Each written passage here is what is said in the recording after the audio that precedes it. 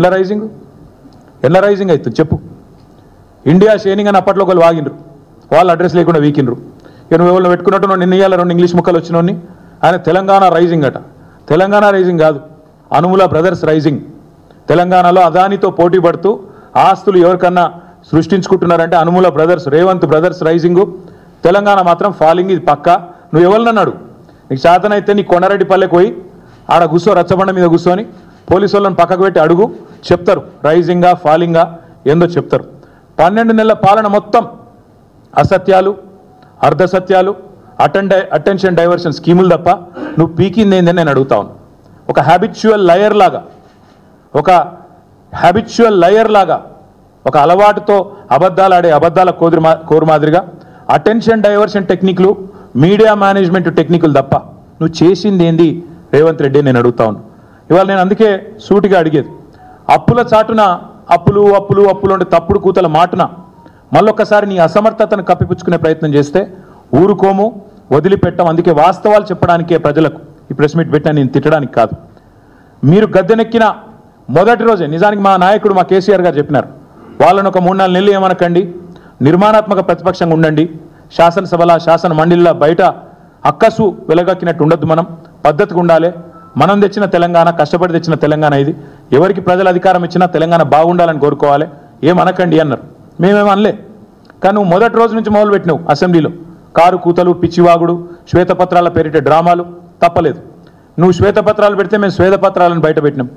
నువ్వు ఆ అప్పుల గురించి మాట్లాడితే అప్పులను పెట్టుబడిగా పెట్టి సంపద సృష్టించిన వైనాన్ని ప్రజల ముందు పెట్టినాం. కానీ నువ్వు బంద్ చేస్తలేవు.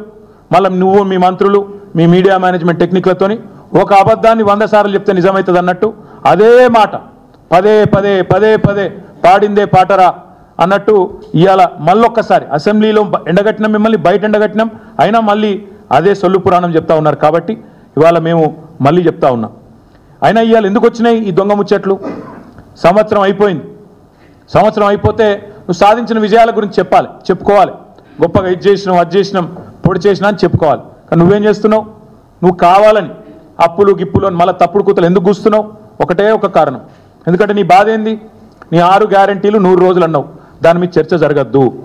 420 హామీలు నువ్వు ఇచ్చినావు, వాటి మీద చర్చ జరగొద్దు. అందుకే నేను అంటున్నా, అప్పుల లెక్కలు కాదు, హామీల లెక్కలు చెప్పు. వడ్డీల ముచ్చట్లు కాదు, వాగ్దానాల ముచ్చట్లు చెప్పు. ఆ రోజు చాలా గొప్ప వాగ్దాటి ప్రదర్శించిండ్రు కదా నువ్వు, బట్టి విక్రమార్క ఇద్దరు. ఏమన్నారు ఆ రోజు?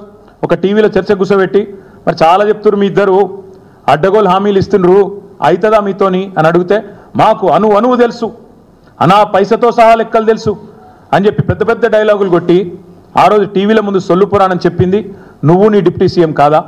ఇవాళ వచ్చి మళ్ళీ దివాలాకోరు మాటలు మాట్లాడుతున్నా ఈ సన్నాసి ముఖ్యమంత్రి నేను అడుగుతున్నా, నువ్వు కాదా ఆ రోజు చెప్పింది? మాకు అనా పైసతో సహా ప్రతి లెక్క తెలుసు, ఎట్లా మాట నిలబెట్టుకోవాలో తెలుసు అని ఉదరగొట్టింది నువ్వు కాదా? ఆ రోజు దొంగ లెక్కలు, ఈరోజు కాకి అరుపులు. అందుకే మేము అనేది, దమ్ముంటే అప్పులపై కారు కూతలు కాదు, నీ అసమర్థ పాలన పైన శ్వేతపత్రం విడుదల చెయ్యి. నువ్వు చేసింది ఏందో చెప్పు. నువ్వు చేసింది ఏంది నిజానికి? ఈ సంవత్సరంలో కేసీఆర్ ఇచ్చిన ఉద్యోగాలు నీ ఖాతాలో రాయించుకుంటావు. నువ్వు ఎన్ని ఉద్యోగాలు ఇచ్చినా మొత్తం తిప్పి కొడితే 12,000 ఉద్యోగాలు ఇచ్చిండు రేవంత్ రెడ్డి. సంవత్సరంలో 2 లక్షల ఉద్యోగాలు అని చెప్పి దివాలాకోరు మాటలు చెప్పి గద్దెనెక్కిన కాంగ్రెస్ సంవత్సర కాలంలో ఇచ్చింది. రాహుల్ గాంధీకి రేపు ఎల్లుండి ఉత్తరం రాస్తా, మొత్తం నీ బండారం ఏందో, నీ కథ ఏందో ఆయనకు తెలియదని నేను అనుకుంటలేను. కానీ తెలిసినా తెలియనట్టు యాక్టింగ్ చేస్తున్నాడు ఆయన కూడా, స్వాతిముత్యం యాక్టింగ్ చేస్తున్నాడు. కాబట్టి ఆయన బండారం నీ బండారం బయట పెట్టాలి కాబట్టి చెప్తున్నా. నీ రాహుల్ గాంధీ అన్నట్టు ఆయన మీ నాయకుడు అశోక్ నగర్కి వచ్చిండు, మొదటి సంవత్సరంలో 2 లక్షల ఉద్యోగాలు ఇస్తా అని చెప్పి తెలుగులో ట్వీట్లు పెట్టిండు, నమ్మబలికిండు, తెలంగాణ యువతను మోసం చేసిండు. నీ ప్రభుత్వం వచ్చినాక నువ్వు ఇప్పటిదాకా ఇచ్చింది సంవత్సరంలో 12,000 చిల్లర ఉద్యోగాలు మాత్రమే. ఇంకా 1,87,000 ఉద్యోగాలు నీ ప్రభుత్వం బాకీ ఉంది తెలంగాణ యువతకు. అందుకే నేను అనేది, రేవంత్ రెడ్డి నిన్ను వదిలిపెట్టం, నువ్వెన్ని తప్పుడు కూతలు కూసినా నిన్ను వదిలిపెట్టే సమస్య లేదు. ఉద్యోగాలు ఇచ్చింది కేసీఆర్, అవి నీ ఖాతాలో వేసుకునే ప్రయత్నం చేస్తూ ఉన్నావు. రుణమాఫీ బోగస్ అని తేలిపోయింది. రైతులు ఏ ఊరికి పోయినా తిరుగుతూ ఉన్నారు, కాలేదు, 2 లక్షల లోపు కూడా కాలేదు. నాకు పొద్దున్నే నరేందర్ రెడ్డి అని రిటైర్డ్ టీచర్ పెద్ద మెసేజ్ పంపిండు, సార్ నాది కానే కాలేదు, ఇది నా ఫోన్ నెంబర్, ఇది నా అకౌంట్ నెంబర్, దగ్గర మాట్లాడండి అసెంబ్లీలో అని పొద్దున్నే మెసేజ్ పంపిండు. ఒకటి కాదు, నీకు చేతనైతే దమ్ముంటే ఊరూరు అడుగు, తెప్పించుకో వివరాలు. ఎక్కడ కూడా రుణమాఫీ పాక్షికంగా అయింది తప్ప పూర్తిగా కానే కాలే. 49,500 కోట్ల కాడ మొదలైంది కథ. ఇవాళ నువ్వు 20,000 కోట్లతో ముగించినా అని చెప్తున్నావు. ఆ 20,000 కూడా పడలే, 20,000 కోట్లు కూడా పడలే.